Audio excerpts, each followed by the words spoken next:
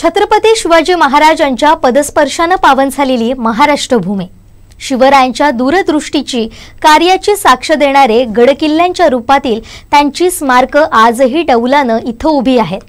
मात्र त्यांचं संवर्धन करणं अतिशय गरजेचं आहे। आज अनेक मावळे संस्था यासाठी दिवस रात्र काम करतात। अशीच एक सिंधुदुर्गातील रणरागिणी यासाठी पुढे सरसावली आहे, ज्यांचं नाव आहे दुर्गसेविका सुवर्णा वायंगणकर। परुळे हे त्यांचं गाव। सुवर्णाताईंनी आतापर्यंत तब्बल 100 पेक्षा जास्त किल्ल्यांची भटकंती केली आहे। एवढंच नाही तर ही भ्रमंती चक्क 9 वारीच्या साज शृंगारात केली आहे, तर 20 पेक्षा जास्त किल्ल्यांच्या संवर्धन मोहिमेत त्यांनी सहभाग घेतलाय। जागतिक महिला दिनाच्या निमित्ताने त्यांच्या कार्याबाबत जाणून घेणार आहोत। ताई नमस्कार, कोकण 7 लाईव्ह मध्ये आपलं स्वागत आणि महिला दिनाच्या शुभेच्छा। नमस्कार, तुम्हालाही महिला दिनाच्या खूप शुभेच्छा। ताई शिवरायांच्या गडकिल्ल्यांचं संवर्धन जतन काळाची गरज बनली आहे, त्यासाठी तुमचा हा प्रवास नेमका कसा सुरू झाला आणि तो तुमचा पहिला अनुभव नेमका काय होता? पहिला अनुभव म्हणून सांगायचं म्हणजे माझी सुरुवातच झाली मुख्य म्हणजे पिकनिक म्हणून।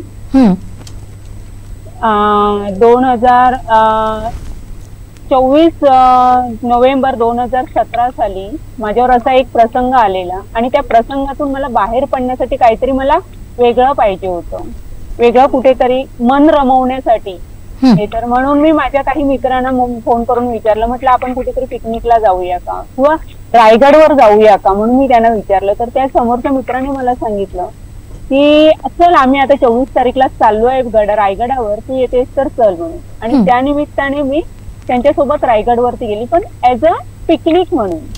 तिथे मला काही ट्रेक वगैरे हा विषय काही माहित नव्हता, काही म्हणजे कधी कसं करतात हे काहीच माहित नव्हतं। त्या ट्रेक विषयी काय, भटकंती काय असते, किल्ले काय, किल्ले आपण जेवढे आपण 4थीच्या पुस्तकात शिकलोय तेवढंच महाराजांबद्दल मला माहिती होतं। आणि तोही जेमतेम अभ्यास माझा, कारण तेव्हाही मी काम करून ते शिकत होते, माझा पूर्ण काही अभ्यास एवढा नव्हता।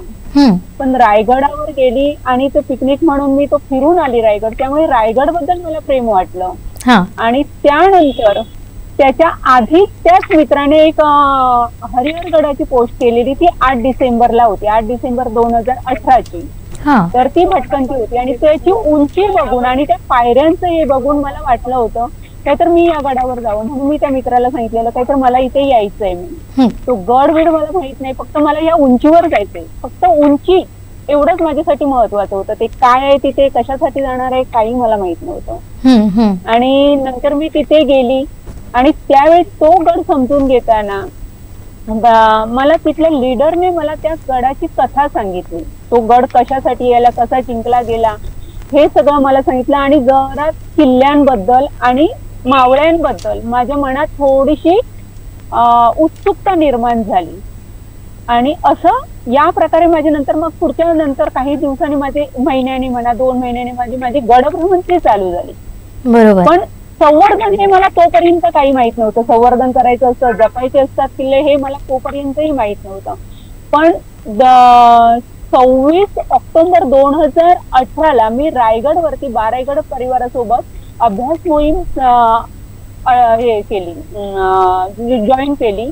आणि ती केल्याच्या नंतर मला कळलं की गड किल्ले आपल्याला सांभाळणं किती महत्वाचं आहे। ती अभ्यास मोहिमेनंतर मला समजलं की नुसतं गड फिरणं हे एवढंच आपलं काम नाहीये, तर ते जर आपल्या पुढच्या पिढीला गड किल्ले दाखवायचे असतील, ठेवायचे असतील, तर आपल्याला ते आजपासून सांभाळले पाहिजेत। आपण त्याच्यासाठी सारीचा वाटा उचलला पाहिजे, काहीतरी म्हणून हे केलं पाहिजे। म्हणून तेव्हापासून माझी गड संवर्धनासाठी किंवा गड स्वच्छतेसाठी माझी सुरुवात झाली।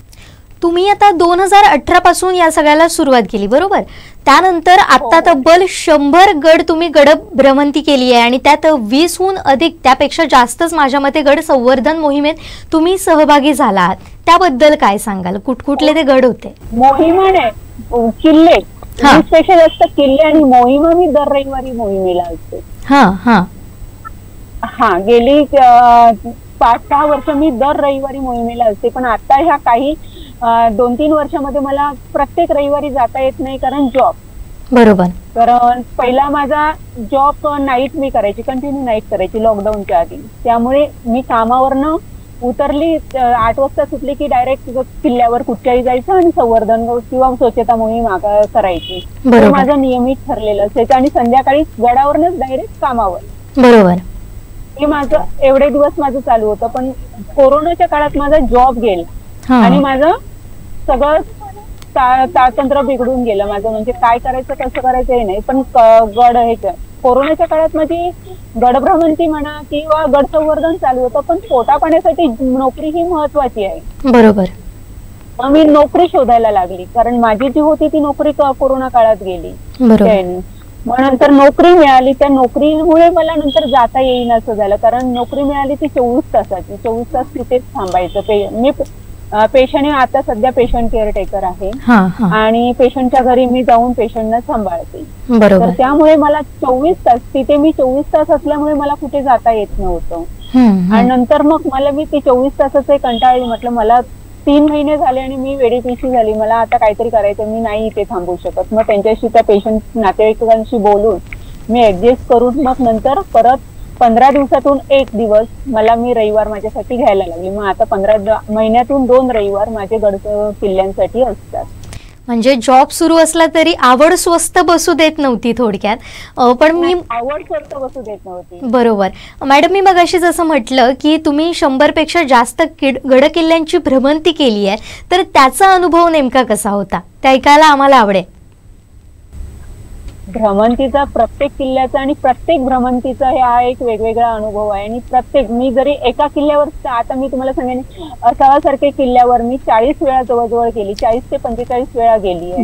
म्हणजे संवर्धनाच्या मोहिमात माझ्या 40 जवळजवळ झाल्या आहेत. आणि त्याशिवाय मी अशीच लोकांना फिरवायला पण मी घेऊन जात असते तिथे भटकंतीसाठी, लोकांना किल्ला दाखवायला. 40-45 वेळा मी त्या किल्ल्यावर गेली. पण प्रत्येक वेळेला त्या किल्ल्यावरती गेल्याच्या नंतर अनुभव वेगळा असतो. प्रत्येक वेळेला वेगळाच काहीतरी बोलत असतो किल्ला, आपल्याला काहीतरी वेगळं सांगत असतं तिथे. तो शब्दात सांगण्यासारखा अनुभव नसतो. पण एक आवर्जून मी तुम्हाला सांगेन तो एक अनुभव म्हणजे रायगडवरचा मी तुम्हाला सांगेन. मला वाटतं मी 2018च्या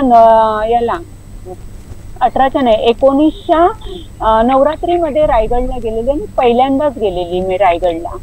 आणि ती मधल्या वाराला गेलेली, त्यामुळे वरती कोणी नव्हतं आणि सोलो केलेला. विशेष म्हणजे मी सोलो केला होता तो. आणि वरती गेल्यावर मला वाटलेलं काय तर मी मंदिरात स्टे करेन किंवा मंदिरात मला कोणतरी, पद्मावतीचं मंदिर आहे वरती, कोणतरी मला मिळेल आणि मी तिथे थांबेल असा माझा विचार होता. पण वरती गेल्यावर बघितलं तर गडावरती कोणीच नाही. म्हटलं आता वरती थांबून काय करू, म्हणून मी 6:30 नंतर, म्हणजे अक्षरशः सूर्य मावळल्याच्या नंतर मी जो गड उतार करायला सुरुवात केली आणि चढली मी पाली मार्गाने आणि उतरली मी गुंजवणे गावातून. त्या चोर दरवाजाने मी उतरली तिथून. तर म्हणजे दोन्ही रस्ते माझ्यासाठी नवीन, कारण मी पहिल्यांदाच राजगड फिरत होती आणि त्याच्यातही दोन्ही नवीन रस्ते मी धरले. पाली दरवाजाने चढायला सोपं आणि मी दिवसा चढली होती, पण संध्याकाळचं गुंजवणे दरवाजातून उतरायचं म्हणजे खूप कठीण होतं. चोर दरवाजाने गुंजवणे गावात उतरणार होती. तर मी आली, अर्ध्यापर्यंत आली, तोपर्यंत पायाखाली दिसत होतं. पण अर्ध्यावर आल्याच्या नंतर मला अजिबात पायाखाली दिसत नव्हतं तिथे. फक्त मी महाराजांना स्मरण केलं त्यावेळेला. म्हटलं महाराज, आता तुमच्यावर काय ते हे आहे, माझी भय, तुम्ही मला घेऊन चला. मी कुठे जाते, कशी जाते, मला रस्ता माहित नाही, काही माहिती नाही. आणि ते साधारणतः हिंस्र प्राण्याने हे केलेलं ते जंगल आहे. बरोबर. पण तुम्हाला सांगेन मी 2-2.5 तासात खाली बरोबर जिथे मला उतरायचं होतं, एवढी अनेक वाटे तिथे फुटलेले आहेत. सगळ्यात महत्वाचं सांगायचं म्हणजे अनेक वाटा तिथे असून पण मी बरोबर मला ज्या ठिकाणी पोहोचायचं होतं तिथे मी येऊन पोहोचले. बरोबर. म्हणजे साधारण तुम्ही किती वाजेपर्यंत गडावरून खाली उतरला? मी 6:30ला सुरुवात केली, मी 8 वाजता खाली उतरली. बापरे. पायथ्याला होती मी. आणि तिथूनही नंतर मला वाहन पण नव्हतं. पण काय म्हणतात ते, आपल्याला पोचायचं आहे तर कसंही काही ना काहीतरी व्यवस्था होते आणि आपल्या साह्याला देव महाराज सगळेच असतात.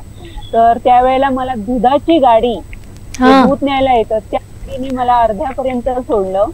आणि नंतर मला पुढे दुसरी जीप मिळाली आणि त्याने मी पुढे पर्यंत आली. आणि नंतर मला एसटी मिळून मी पुढे आली पुण्यातून.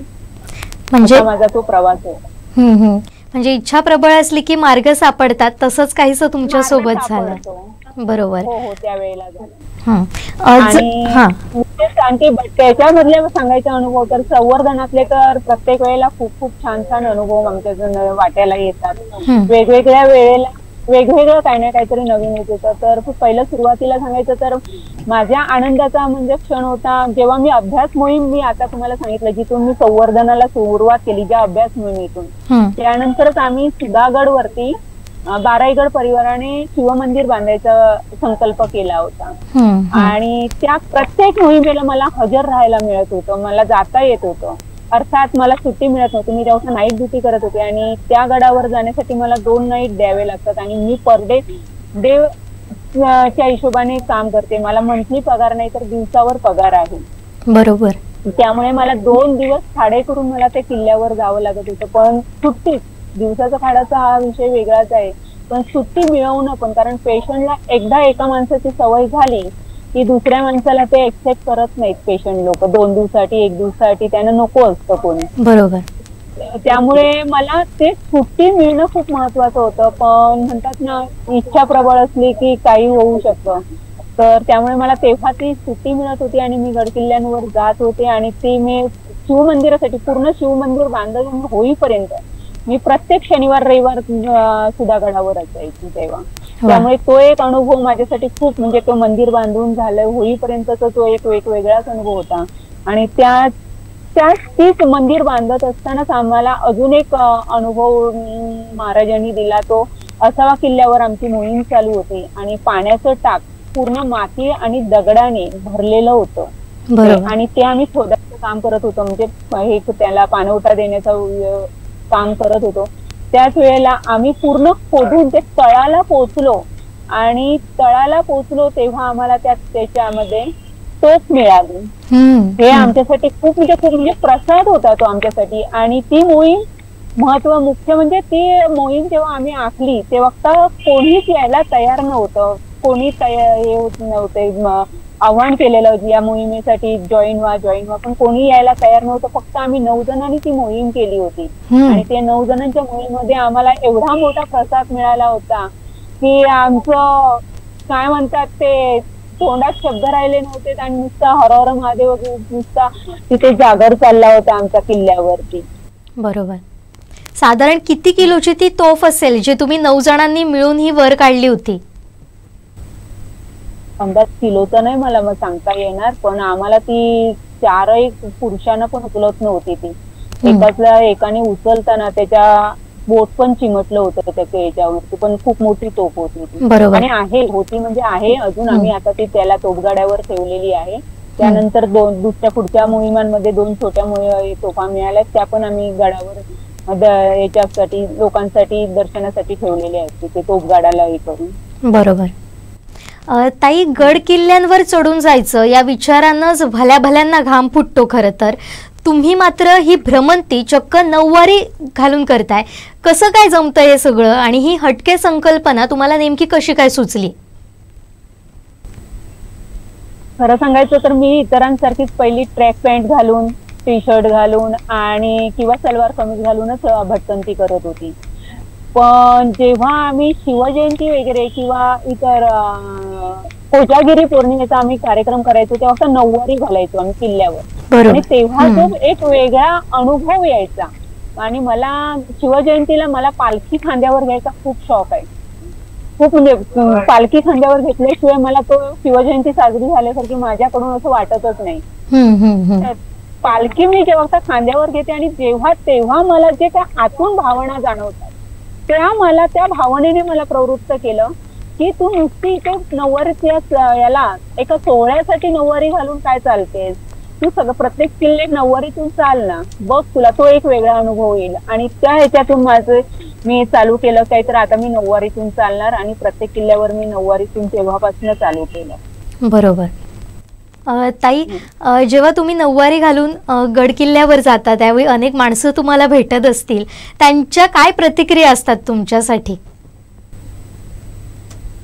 प्रत्येक जण पहिला आधी फोटो काढायला येतो. बरोबर. कारण त्यांना ते 9 वारीत बघितल्याच्या नंतर अरे 9 वारीत तुम्ही आज रणरागिणी दिसल्यासारख्या वाटल्यात, खरी मावळण शोभता आज महाराजांची मावळण सुटता हे त्यांचे शब्द असतात, किंवा खऱ्याच रणरागिणी तुम्ही. आणि पहिला फोटो, बरोबर, पहिले सेल्फी काढायला येतील सगळे आणि नंतर विचारतात तुम्ही कुठून आहेत, तुम्ही काय करता, कशामुळे इथे हे झालं, हे म्हणजे त्यांची मग माहिती सुरू होते आमची. बरोबर. आणि ताई, आतापर्यंतच्या गड किल्ल्यांमध्ये असे कुठले किल्ले आहेत जे चढताना थोडेसे अवघड आहेत आणि ते जिकरीचं ठरलं किंवा काही अडचणी आल्या त्यामध्ये, हे अनुभव काय सांगा? जिकरीचे तर प्रत्येक किल्ला हा कितीही सोपा म्हटला तरी तो जिकरीचाच असतो. कारण आणि कितीही वेळा आपण चढलो ते किल्ला तरी प्रत्येक वेळेला तो नवीन म्हणूनच चढावा लागतो. कारण किल्ले हे असे आहेत आपले, कारण तिथे पायऱ्या नाहीयेत किंवा कुठं अशी सुटसुटीत वाट नाहीत. आता तरी बऱ्याच वेळेला, आता म्हणजे गेली 5-6 वर्ष ट्रेकिंग हा व्यवसाय झाल्यामुळे बरेच लोक त्या वाटेने चालतायत, त्यामुळे तरी आता थोडे रस्ते नियमित झालेले आहेत, म्हणजे वाट झालेली आहे. पण आम्ही जेव्हा ट्रेकिंगला सुरुवात केली तेव्हा वाट पण नव्हती.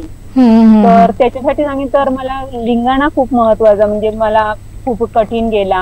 AMK म्हणजे अलंग मलंग कुलंग हे 3 गडांचं त्रिकूट आहे, ते एक माझ्यासाठी खूप म्हणजे आणि शिकवणारा होता. तो एक ट्रेक मला खूप काही शिकवून गेला. म्हणजे आपल्याला शरीराची क्षमता आणि मानसिक क्षमता किती असायला हवी आणि काय असायला हवी, आणि त्याच वेळेला आपली काय म्हणतात ती इतरांबरोबर आपण वावरत असताना आपल्याला किती स्वतःचा राग कंट्रोल करावा लागतो. कारण प्रसंग तिथे अनेक येत असतात, पण तिथे रागावून चालत नाही, कारण राग हा आपल्यासाठी खूप घातक आहे. हे त्या ट्रेक AMK ने मला शिकवलं. अलंग मलंग कुलंग या ट्रेकने मला खूप काही शिकवलंय त्यावेळेला. नेमकं काय घडलं होतं, त्यातले अनुभव काही आमच्याशी शेअर करू शकाल का? अलंग मलंग कुलंग हे त्रिकूट असं आहे की ते काही अंतरावर चढून गेल्याच्या नंतर 1-2 पॅचेस आहेत की आम्हाला क्लाइम्बिंग करावं लागतं, म्हणजे रोपच्या साह्याने वरती चढावं लागतं. आणि खूप जंगलात ते आहे रस्ते पण, आणि आजूबाजूला सगळी कारवी आहे, त्या कारवीतून खडीच चढाई करून जावं लागतं. म्हणजे मिनिमम आपल्याकडे 3.5 लिटर पाणी असावं लागतं. आणि आम्ही जवळजवळ 21 लोक होतो. त्या 21 लोकांचं सगळं साहित्य आणि जेवणाची जबाबदारी माझ्यावर होती. जेवणाच्या साहित्याची आणि जेवण करायची जबाबदारी माझ्यावर होती. बरोबर. आणि खूप काही पूर्णच हे सगळं, कारण मी त्या 22 लोकांमध्ये मी 22वी मी एकटी मुलगी होती आणि बाकीचे 21 लोक मुलं होती. बरोबर. हा तर त्या 21 मुलांबरोबर मी 22वी मुलगी एकटीच चालणं, आणि त्याचबरोबर आमच्या बरोबर इतर पण ग्रुप होते, असे नाही की आम्हीच आहोत. त्यामुळे आम्हाला रस्ते निमुळते असल्यामुळे चालताना तर खूप काळजी घ्यावी लागत होती. त्यानंतर क्लाइम्बिंगच्या वेळेला दुसरा ग्रुप, आम्ही पोहोचायच्या आधी तिथे दुसरा ग्रुप पोहोचला तर त्यांना वेळ देऊन आपला वेळ परत त्याच्यात हे करणं, हे म्हणजे तिथे धावपळ करून चालणार नाही, कारण एक छोटीशी चूक पण आपल्या जीवावर बेतू शकते. बरोबर. हे त्यावेळेला मी खूप शिकून गेली आहे त्या याच्यामध्ये. आणि खूप म्हणजे छोट्या छोट्या वाटेवरून चालावं लागतं, म्हणजे वाट एवढी निमुळती आहे ना तिथे, आणि पाय सखरडी म्हणतो आपण, आपल्या मालवणी भाषेत सखारी वाट, पूर्ण सखारी. जरा जरी पाय घसरला की आपण तो पाय, आपण बॉडी बॅलन्स करणं खूप महत्वाचं आहे. बॉडी बॅलन्स कसं करायचं, कमी वेळेत आपण ते जास्तीत जास्त कसं चालायचं, कमी वजन घेऊन कसं चालायचं, लोकांशी कनेक्ट कसं राहायचं, म्हणजे आपल्याला आपला जोडीदार खूप पुढे गेलाय आणि आपण मागे राहिलोय, की आपण पुढे गेलोय आणि जोडीदार मागे राहिलाय, तर त्यांना त्याशी कनेक्ट कसं राहायचं हे मला AMK ने शिकवलं. बरोबर. पण हे सगळेच अनुभव तुमच्यासाठी खरं तर अविस्मरणीय ठरले असतील. आणि नुकतंच तुम्ही ताई कर्ली नदीची 150 किलोमीटर पायी चालत परिक्रमा केली होती, आणि ती सुद्धा नऊवारी नेसून. तर या उपक्रमाविषयी काय सांगा? हा उपक्रम खरा तर मी कोकणातली सिंधुदुर्गातली परुळे गावची आहे. आणि माझ्या बाजूच्याच गावातून ती नदी वाहते, तर तिचा उगम बघायचं पहिलं मला हे पडलं होतं की ही नदी आपल्याकडे येते, संगमाच्या जवळ मी राहते, पण ती उगम कुठून पावते, ती येते निघते कुठून, हे पहिला मला तिचा उगम बघायचा होता. त्यानंतर मी गेली 20 वर्षापूर्वीची नदी मी पाहिलेली आणि आताची नदी यात मला खूप फरक जाणवत होता. कारण आम्ही 20 वर्षापूर्वी त्या नदीत उतरून मुळे काढत होतो, शिंपले काढत होतो, त्या बिंदासपणे उतरत होतो. पण आज आम्ही त्याच नदीच्या किनारी फिरताना लोक म्हणतात जाऊ नको हा तिथे, भीती येते, घसरायला होईल, हे होईल. म्हणजे हा जो मला बदल दिसलाय तिथे, तर म्हटलं नक्की आता उगमापासून आपली नदी नक्की काय काय करत आलीये, कोणाला घेऊन कशी चालत आलीये, ह्या त्याचा मला प्रवास बघायचा होता. म्हणून मी माझ्या एका मित्राला, शैलेश जाधव म्हणून, जो आता भांडुपला राहतो आणि डिगवणे गावातला तो मुलगा आहे, तर त्याला घेऊन मी ती पदभ्रमंती केली. आणि त्याच्यासाठी मी बऱ्याच लोकांना आवाहन केलं होतं की त्यांनी आमच्यासोबत जॉईन व्हावं म्हणून. बरोबर. पण खूप म्हणजे त्यावेळेला मात्र लोकांनी माझी खूप निराशा केली सांगायचं म्हणा तर. कारण कोणी एकही व्यक्ती आम्हाला जॉईन होऊ शकली नाही. यासाठी मला खूप म्हणजे खूप खेद वाटतोय की एवढा मोठा आपलं हे उपक्रम असून पण एक दिवस पण, एक तास पण कोणाला वेळ मिळाला नाहीये. एवढी लोक आपली खूप बिझी आहेत कोकणातली. हे ऐकून खूप म्हणजे खूप वाईट वाटलं त्यावेळेला. पण आता तो विषय बाजूला ठेवूया आपण. पण तो विषय हे होता आणि उगमापासून ती नदी कुठपर्यंत कशी जाते आणि तिचा प्रवास कसा आहे हा बघण्यासाठीच माझा हा उपक्रम होता. आणि तसंच मी तो हे केला, हे करून झाला. ताई, तुम्हाला ही कर्ली नदी नेमकी कशी बदललेली जाणवली? तुम्हाला काय फरक जाणवला या नदीमध्ये? या नदीमध्ये बघायचं तर मी आता बऱ्याच जिथे जिथे थांबत होती तिथे मी सगळ्या लोकांशी चर्चा करत होती. त्या लोकांशी चर्चा केल्याच्या नंतर हे एवढं लक्षात आलं की या नदीच्या किनारी पहिली भरपूर शेती होत होती. मुख्य शेती म्हणजे आम्ही तिथलं नाचणी, जिथे उगम पावतो त्या इथलं नाचणी हे शेत प्रमुख शेती होती आणि त्यानंतर भात शेती होती. तर आता तिथे एकही कुठची शेती होत नाही किंवा शेत जमीन होती हेच ठिकाणच दिसत नाहीये. हे सगळ्यात विशेष तिथलं जाणवलं ते. आणि हे त्या काकांशी, नाईक काकांशी मी 2 दिवस मी तिथे थांबली होती. त्या काकांशी चर्चा केल्याच्या नंतर मला सगळं ते लक्षात आलं. आणि त्यानंतर आम्ही जसे जसे चालत होतो तर आजूबाजूला कुठेही शेती कोणी करत नव्हते आणि जे करत होते ते अक्षी म्हणजे घरापुरती, म्हणजे स्वतःला काहीतरी भाजीपाला मिळावा एवढीच भाजी. पहिलं कसं त्याच शेतावर, त्या जमिनीवरतीच लोकांची पोटं चालत होती. बरोबर. भाजीपाला बाजारात विकून ती लोक शेती पोट भरत होती. तर आज ती शेती सगळी बंद झालेली आहे. त्याच्या मागची कारणं अनेक आहेत.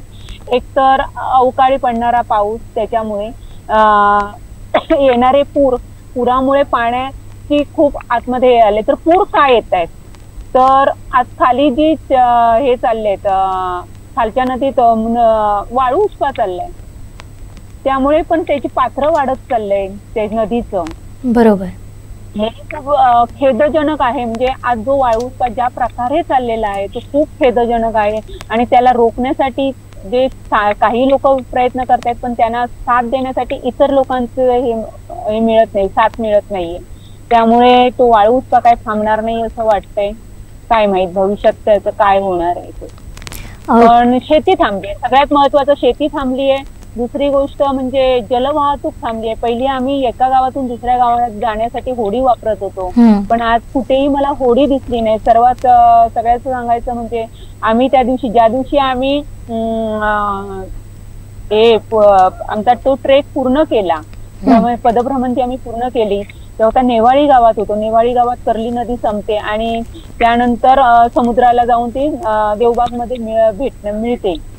तर आम्हाला नेवाळीतून देवबाग मध्ये जाण्यासाठी आम्हाला होडीची गरज होती, कारण आम्ही या साईडने चालत होतो डाव्या हाताने. त्यामुळे देवबागला जाण्यासाठी आम्हाला होडीची गरज होती. तेव्हा आम्ही नेवाळी गावात आम्ही चौकशी केली की आम्हाला कुठची होडी मिळेल का म्हणून. तर तेव्हा आम्हाला सांगितलं तुम्ही होडी मागवलात तर तुम्हाला एका फेरीसाठी तुम्हाला 500 ते 800 रुपये मोजावे लागतील. आणि हे ऐकलं आणि खरंच आमच्या पायाखालीची जमीन सरकली. म्हणजे इथून तिथे जाण्यासाठी जिथे आम्ही 1-2 रुपये पहिलं मोजत होतो, आता जास्तीत जास्त 20-50 रुपयापर्यंत, 100 रुपयापर्यंत ठीक आहे, तिथे आम्हाला 500 ते 800 रुपये सांगितले. ते म्हणजे मोजावे लागतील, तरी पण आम्हाला होडी मिळत नव्हती. एवढे रुपये मोजायलाही तयार झालो पण आम्हाला होडी मिळत नव्हती. पण एका रिसॉर्टच्या होडी तिथून गेली, त्यांना आम्ही आवाज देऊन बोलून घेतलं आणि त्यांनी आम्हाला सोडलं, पण त्यांनी आमच्याकडनं 1 रुपया पण घेतला नाही. आता हे अनेक बदल जसे या कर्ली नदीमध्ये झाले तसे अनेक बदल आपल्या कोकणात होत आहेत आणि ते आपल्याला जाणवतच आहेत. पुन्हा एकदा ताई तुमच्या अनेक अनुभवांकडे मी येते, तुमच्याशी संवाद साधते. तर या प्रवासात तुम्हाला अनेक मार्गदर्शक सुद्धा मिळाले असतील, अनेक सोबती सुद्धा मिळाले असतील, त्यांच्याबद्दल काय सांगाल? मार्गदर्शक हे माझ्याबरोबर काम करणारे हेच माझे सवंगडीच माझे मार्गदर्शक आहेत. वेगळे मला मार्गदर्शकांची मला कधी गरज पडली नाही, कारण मी ज्या क्षेत्रात ज्यांच्यासोबत वावरते ते माझ्यापेक्षा आधीपासून तिथे काम करतायत किंवा जास्त प्रमाणात ते अभ्यास करतायत. मुख्य म्हणजे मला इतिहासाचा अभ्यास नाही किंवा गडकिल्ल्यांचा अभ्यास नाही किंवा महाराजांचा अभ्यास नाही. मला एक आवड म्हणून आणि ह्या वास्तू आपल्या पुढच्या पिढीपर्यंत पोहोचवणं ह्याच एका ध्येयाने फक्त मी हे संवर्धन कार्य करते. मग तुम्ही म्हणाल मी अभ्यासक आहे, खूप वाचते, तर बिलकुल नाही. मला त्या गोष्टींचा कुठचाही अजिबात अभ्यास नाही आणि त्याबद्दल मला काही वाटत नाही, कारण मी एक सगळ्यांनीच अभ्यास केला तर मग हे कार्य करायचं. म्हणून मग म्हटलं मी हे कार्य करते ना. मग जे अभ्यासक आहेत, जे आमच्या बरोबर आवडतायत, त्यांच्याकडनं मी मार्गदर्शन घेत गेली. बरोबर. ताई तुम्ही ग्रामीण भागातून मुंबईसारख्या शहरात गेलात, त्यानंतर बराचसा वेळ हा तुमचा आता प्रवासात असतो, जॉबमध्ये असतो. मात्र हे असं जरी असलं तरी तुम्ही मात्र गड संवर्धनाच्या मोहिमेला हातभार लावताय. आवड आणि जॉब ही सांगड कशी घालताय? आवड आणि जॉब आता तुम्ही कालच पाहिलं असेल, तुमचा जेव्हा फोन आला तेव्हा माझी काय परिस्थिती होती ती. मी फोन केला तेव्हा मी होती जॉब वरती आणि मग तेव्हाही मी त्यांनी मला ज्या जॉबवर होती तेव्हा त्यांनी मला सांगितलं आजचा डे आणि नाईट तू करायची, म्हणून तुम्हाला मी वेळ दिला होता आजचा दुपारचा 5 वाजताचा संध्याकाळचा वेळ, का तर आज मला सुट्टी मिळेल म्हणून. पण अचानक 8:30ला त्यांचा फोन आला आणि मला समजलं काय तर तू आता घरी जा आणि उद्या सकाळच्या ड्युटीला ये. मग माझं सगळं परत चित्र पालटलं. मग आता मी काय करायचं, यावरनं तुम्हाला कळलं असेल की माझ्या जॉबची परिस्थिती काय असते आणि मी कसं हे करते. त्यात करून मी राहते नालासोपाऱ्यात आणि नालासोपाऱ्याहून स्टेशनलाच मला यायला जवळजवळ 1-1.5 तास लागतो स्टेशनला, आणि त्यानंतर पुढचा माझ्या कामाच्या ठिकाणी यायला असा माझा प्रवासाचाच वेळ येता 2.5 तास आणि जाता 2.5 तास, असे माझे 5 तास नुसते प्रवासासाठी. आणि ड्युटीचं प्रमाण बघायला गेलं तर माझं केव्हा तरी 10 तास कधी 12 तास असं असतं. हे माझं म्हणजे एकूण मी 15 ते 17 तास मी घराच्या बाहेर असते. बरोबर. हा माझा वेळच हे आहे.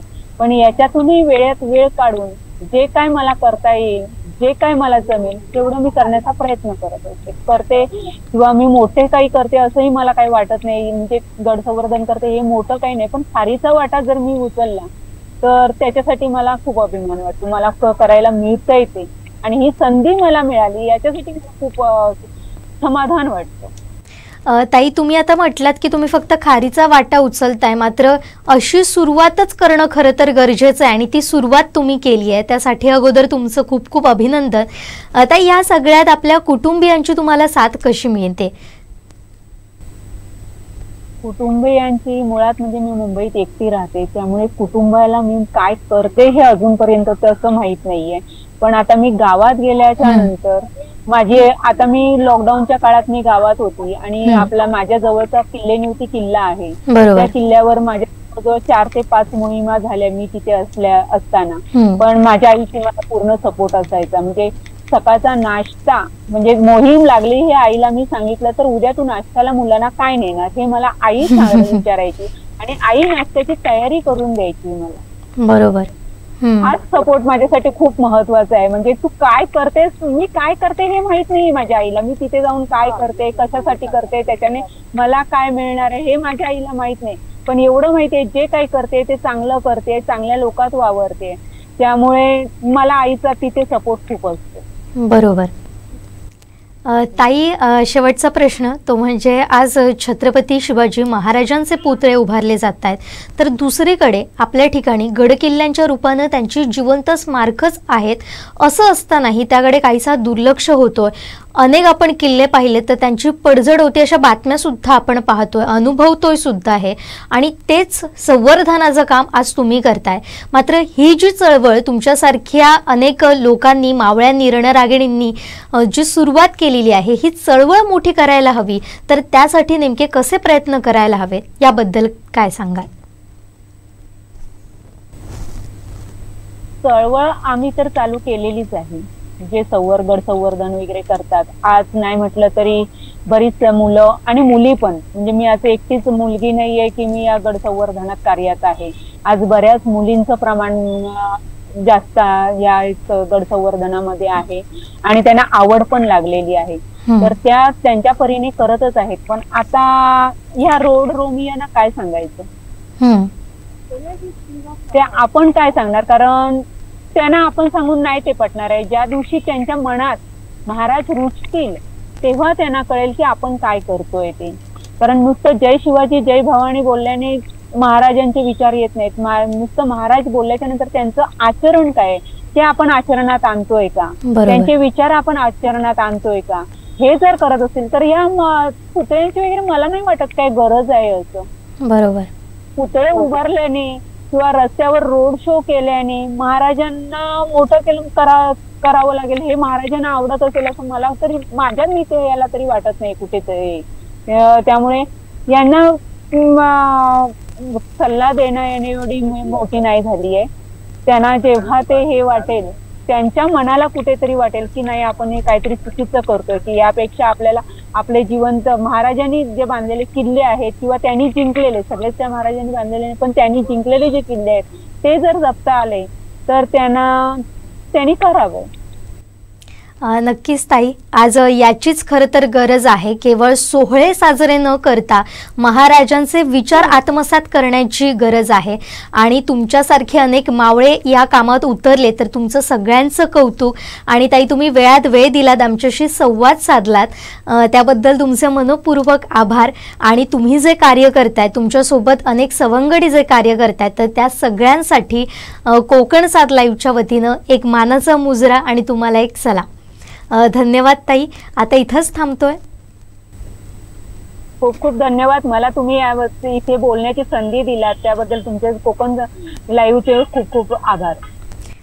ताई धन्यवाद. तर या होत्या दुर्गसेविका सुवर्णा वायंगणकर ताई. त्यांनी आतापर्यंत 100पेक्षा जास्त गडकिल्ले असतील ज्यांची भ्रमंती केली आहे आणि ती सुद्धा नऊवारी नेसून केली आहे. आणि याचबरोबर त्यांनी नुकतीच कर्ली नदीची पायी परिक्रमा सुद्धा केलेली आहे. त्यामुळे आता आपण बघतोय प्रत्येक क्षेत्रात महिलांचं वास्तव वाढते, महिलांची संख्या वाढते. तशीच या दुर्ग संवर्धनाच्या कामात सुद्धा महिलांची संख्या वाढते. हे सुद्धा कौतुकास्पदच म्हणायला हवं.